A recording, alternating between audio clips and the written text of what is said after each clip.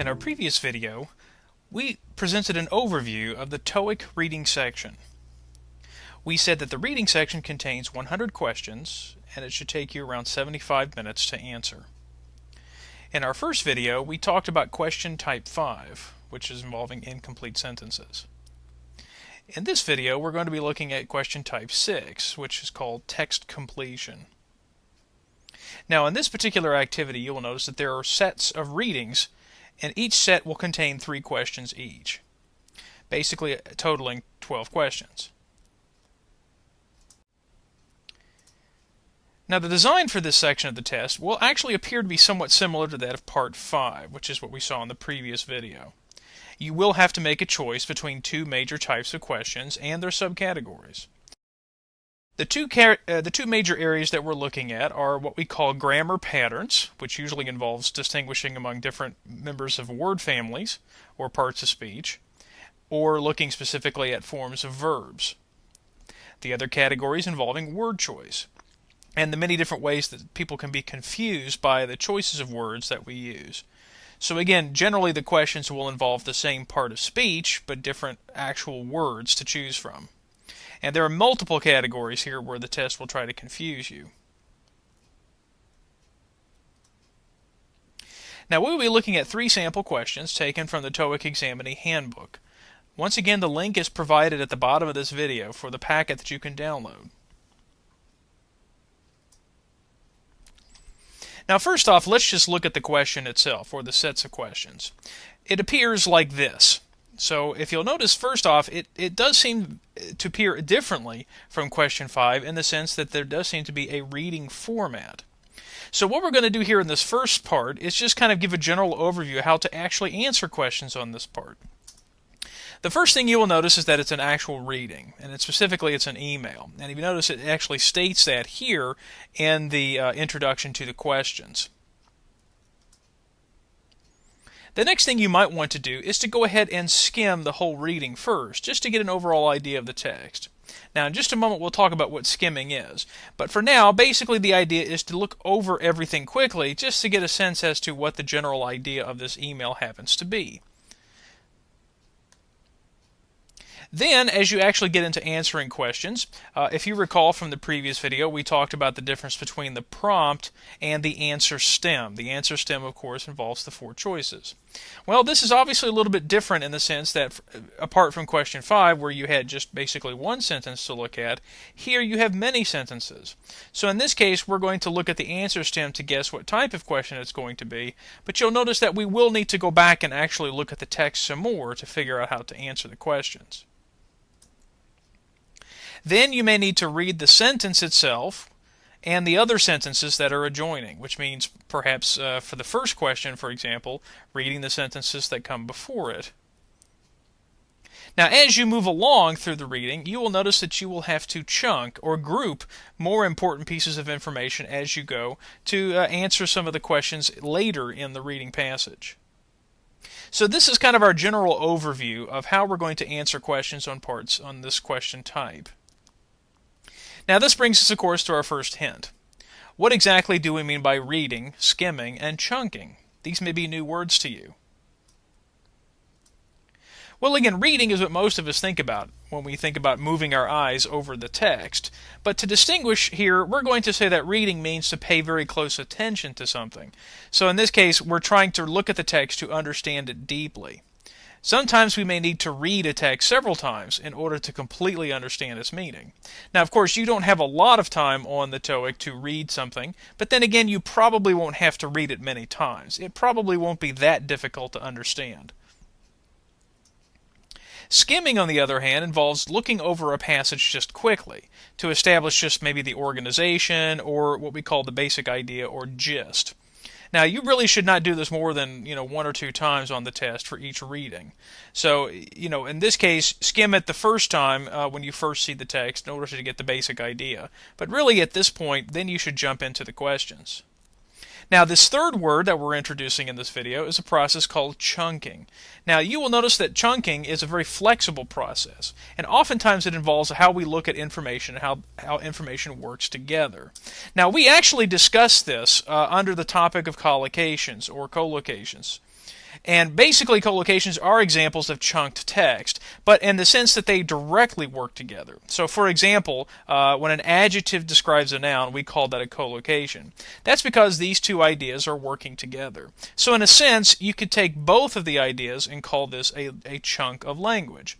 Now, we'll talk more about chunking as we move along, and you'll see how collocations are also going to play a part. But again, the idea here is chunking is flexible. So, for example, as we read further along in the passage, you may have to chunk more information to look for things that are more connected, because in this case it may depend on more than just two words. Sometimes we may have to look at several ideas, such as words, sentences, or perhaps even paragraphs, and that will really depend on what you're trying to do. So, for example, reading the first question, we don't have to chunk a lot of information, but by the time you get to the third question, we may have to chunk a lot. So again, in this process, we skim at the beginning just to get the basic idea. We look at the answer stem in question to see, well, what is the question asking us to do? Is it a grammar question or a word choice question? And then we go back to the text itself and often need to read some information. Now, you'll notice that we read only when it's necessary. We don't necessarily want to read everything at the beginning. That takes a lot of time. But as we read, we may need to find pieces of information, to chunk pieces of information together that will help us in solving each problem. And that's what we're going to do in this video, is show how to do that. Now, of course, this brings us to discussing question type 6. Is it really that different from question type 5? You probably noticed that there are a lot of things that are similar. For example, the idea of the grammar choice versus grammar questions versus word choice questions. Those seem to be very similar. And in fact, what you're seeing here on the test, and this is something a little bit different from other tests, in the sense that they want to provide some sort of context so that the test itself makes it look more authentic. So in this case, this is part of the Educational Testing Service's desire to present information in a more integrated way. So instead of just looking at a single sentence and trying to find the grammar or vocabulary idea, now ETS wants to see if you can put all of this information together. So using these more authentic looking materials, that is part of the idea of trying to understand how things work in context. So in this case, the answer is yes, there is some difference between the two. Chunking is a big difference here, because since we have more text that we have to look at, we're going to have to pay more attention as we move along.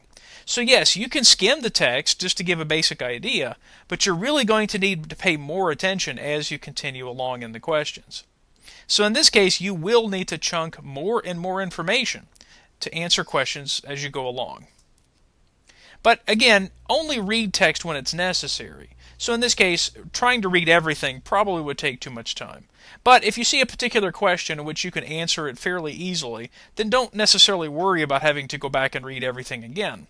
So my general recommendation here is read only when it's necessary, but don't try to read everything at the beginning. So as you can see, there is a little bit of difference, of course, between the two, question type 6 and 5. There are some slightly different strategies we're going to look at in this video. Okay, now let's go in and answer the questions. Now remember our general testing strategy as we discussed in the first video. As we look at the answer stem, we're going to try to decide what type and what subcategory the questions belong to. But we're now going to chunk more information in the prompt to help us solve the answer. In question type 5, it didn't really take that much information to help us. Then we're going to have to read text if we need to find the answer. Of course, we're only going to read if it's necessary, which in this case, some parts of it will be necessary. And then we're going to use the process of elimination to help find the answer. And again, the process of elimination is something we talked about in the previous video. Okay, well let's take a look now at the questions, and the first thing we're going to do is try to go through and identify what type of questions we have and which subcategory. So now let's look at it a little more carefully. Looking at question 141, look at the choices you have here. And I'm just going to scroll through these kind of in a little bit quick way. We're not going to actually answer them yet, but take a look at what we're asked to do. 142, look at our choices here.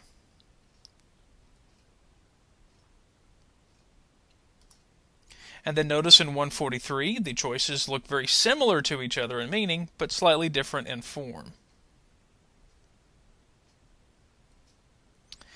Okay, so now that we've looked at the questions very quickly, now let's see if we can review what type questions we have and the subcategories. So for 141, we have a word choice question. Again, notice all the words are the same part of speech, but are different words in meaning. So in this case, it's a word choice question, and the best category they belong to are the general business subcategory. 142, again, we have words that kind of provide a transitional nature, but are different, again, in meaning.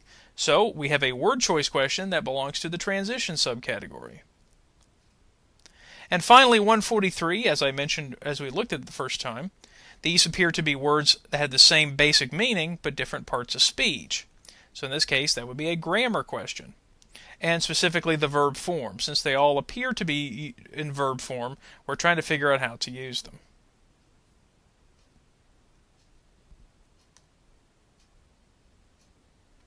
Now, this kind of brings us to a trick that we perhaps noticed in the first video, but definitely going to take some time to talk about now. If you notice, many of the questions on the test so far have not necessarily been grammar related. They've been more related to word choice. And there's a reason for that. Part of it is because there are more opportunities to trick you with the word choice question. Now, why is that? Well, because you actually have to know the meaning of these words. So the process of elimination does become more difficult to apply if you don't know the meanings. So, for example, if you see 4 choices you need to eliminate, but you know the meaning only of 1 or 2 of those words, it's going to be difficult to eliminate the other choices if you don't know what they mean.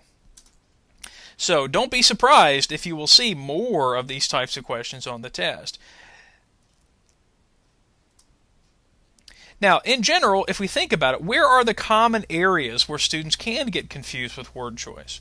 Well, we're not going to go through all of the particular areas of confusion here in the video in terms of how to identify them, but we're just going to talk about them in very general ways. For example, adjectives can be very confusing.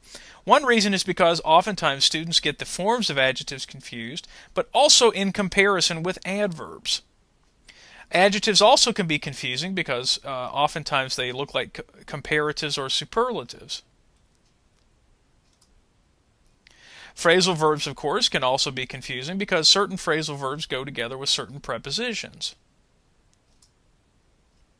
Connectors are especially confusing because they're generally those coordinate connectors in which we connect equal things, and subordinate connectors, which generally do not connect equal things, such as conditional connectors. Transition words. Again, transitions work on different levels as well. And, of course, the general business vocabulary. Again, these are easy to confuse because oftentimes we need to know how the words fit into the blank. So those collocative ideas that we're going to look at again here, that can be very confusing. Now let's go back and see if we can answer the questions. Now, looking at question 141, the first thing we notice is that many of the words do appear to be similar in meaning. For example, involved and joined and included all definitely seem to be very much related in terms of basic meaning. But the question is, how do they collocate or chunk with the information with the words before or after? Now, of course, now we realize that that's only part of the situation. We really do need to kind of go back for a moment and to investigate what this particular email is talking about. So I'm going to pull up my pen for a moment here, and as we go through the reading, let's try to see if we can identify what are some important pieces of information that might help us in beginning to answer these questions. Well, as we skim through the first time, we see that this particular email is about a performance bonus, and it is addressed to employees of a particular company. So this is something to keep in mind. Now, first off, what is a bonus? This is something that we probably need to know. Well, a bonus is usually something we get extra, usually for good work. So even before we continue to move on, skimming through the information, we want to see, well, did we get the bonus or not? Well, as I'm skimming through the first time, it says that there was a great success for us. So we want to be rewarded for excellent performance, and we've been approved a bonus for everyone. So as I'm skimming through, notice what I'm doing is picking up some important words here to start thinking about how to read. Now, we'll talk a lot more about some of these predictive skills in the next video when we talk about the reading comprehension section. But again, notice how I'm picking up some words already that kind of show me the general idea of what we're reading. Now, specifically, when I look at the particular sentence, now I need to figure out how do these words fit in the blank. Well, again, the first thing is a bonus. The bonus will be something in my next paycheck. So the bonus itself will be something. And N is the next word to collocate, the paycheck. So what I want us to think about for a moment is looking at this one sentence. You see, I just skimmed the sentences before it, but now I really need to pay attention to this sentence. Which words do seem to fit into this example? Well, let's start with our process of elimination. Which ones make no sense at all? Well, first off, we can easily eliminate C, I think, because bonuses aren't composed. Composed, for example, might be talking about music or composing a letter, but generally we don't compose bonuses. All right, now let's look at the other three choices. Now, another thing to think about is even though all of these words appear to be the same part of speech, the question is how are they used in the sentence? Well, look at the word that actually comes before the blank. It's to be plus this participle. Well, in this case, we do see that we're using a verb idea, but in what way? Well, in this case, it appears to be that we're using a verb in the passive voice. So what we're looking at first is which particular verbs make sense to be used in the passive voice in this context. Well, if a bonus will be involved in my next paycheck, to be involved in something sounds like somebody's actually doing something. Well, generally with passive voice questions, we ask ourselves, can people actually do something with this? Who is actually doing the activity? Is the bonus doing something, or is somebody doing something to the bonus? Well, in this case, we don't involve a bonus. We, as people, get involved in activities. So I think we can also eliminate A as a choice here. Now, as we continue to move along, we've got two choices left, joined and included. Now, again, when people join something, we think about, for example, joining a health club, joining a team. This would also seem to be a verb that makes a lot more sense in the active voice. So in this case, I don't think that would work in this situation either. Well, now let's look at our last choice, included. A bonus will be included in our next paycheck. Can somebody include a bonus in a paycheck? That seems to be true. So in this case, our answer is D. And this is because we often think about the word included being used in the passive voice. Okay, so as we progress, notice how we may need to look at more information before the next question. So in this case, this is something we may need to understand as we move along. How much information do we need? Well, as I look at number 142, remember that this was a transition question. So our first question is, well, what is the transition between the information up here, which generally seems to be fairly good information? We have success. Things have gone pretty well. We've got a bonus in the next paycheck. So how exactly will this connect? So that's kind of our first thing to think about. How much information do we need to chunk in order to see how it connects? Well, since this is a transition question, so we'll come back to our pen now. And as we look at our four choices. Instead, in addition, beforehand, or otherwise. Now, let's take a moment as we look at the answer stem to basically understand the meanings here. Well, for example, if something is instead of something else, this is basically giving us a different choice. So we'll kind of say right now that this is something that we're looking at that would be different from the information before it. In addition, on the other hand, would be information that we would add, so that the information before it would be similar in tone to the information that comes after it. as I look at C, beforehand, the basic meaning, of course, is it's something we do before something else. So again, beforehand is similar to before we do this.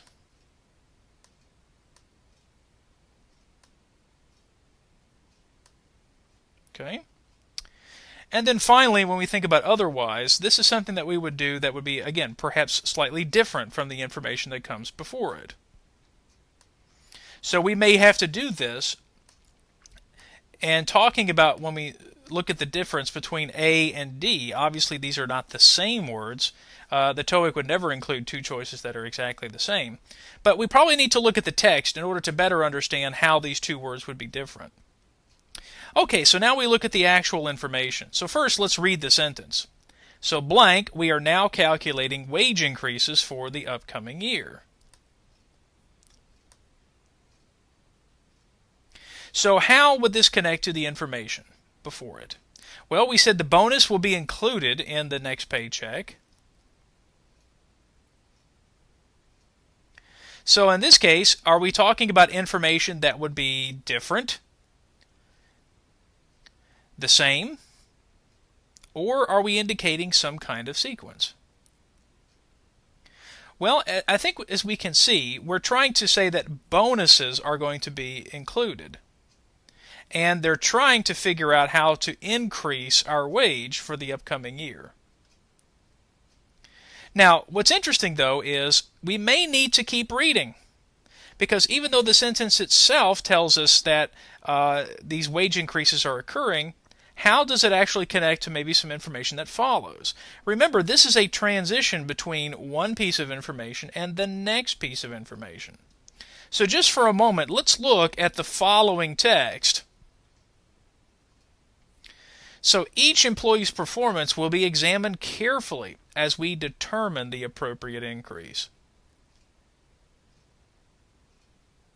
So are we thinking, as we move back for a moment, are we thinking that the information here is going to be different from the information that follows?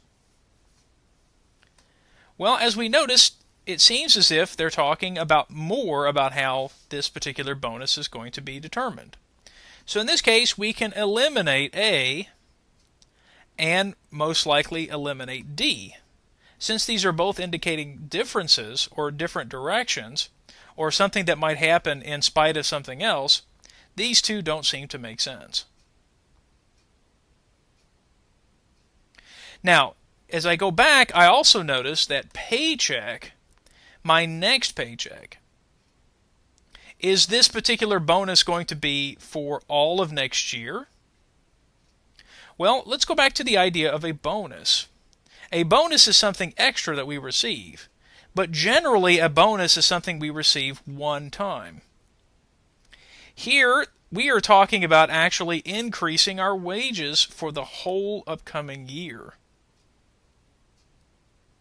So the question is, do we consider that this is information that would happen before the bonus is going to be determined?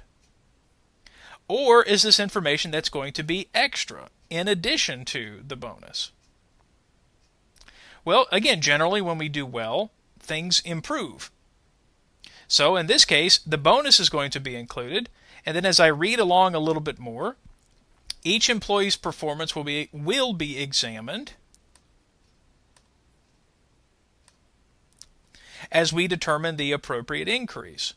All full-time employees are eligible for this increase. So in this case, it seems like that we're not talking about that this step will be before something else. In fact, if I notice the language here is involving the future.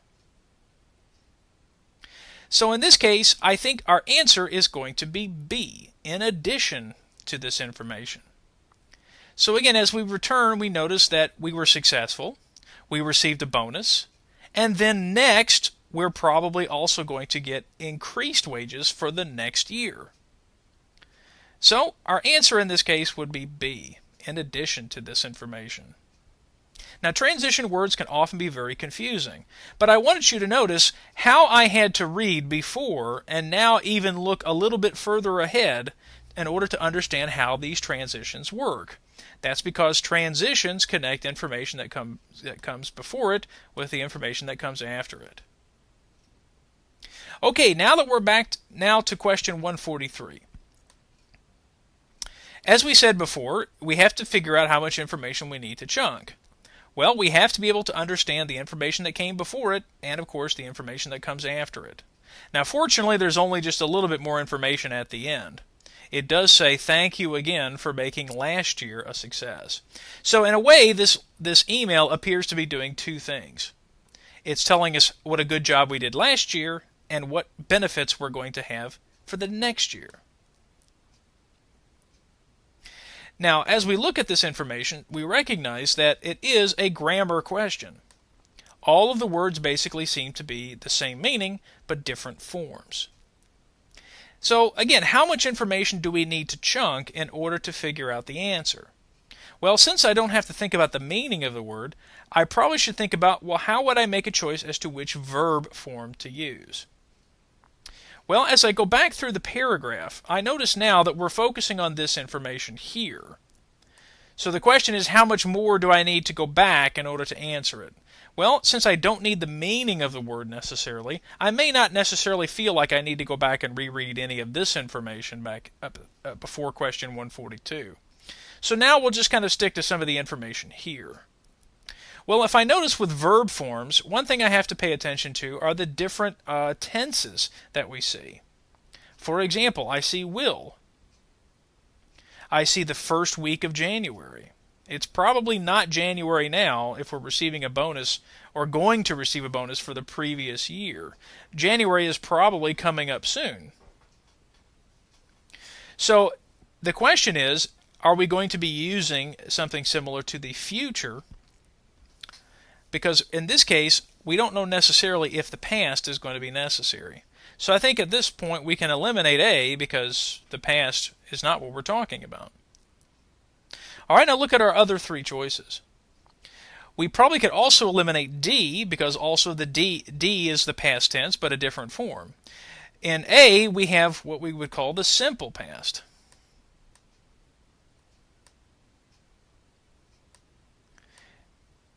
In D, we have basically what we would call the progressive, the past progressive. Both forms do not seem appropriate since both are in the past tense. So now we have B and C. And remember, part of our strategy is to decide between the two. Well, if we look at B, B is an infinitive form of the verb.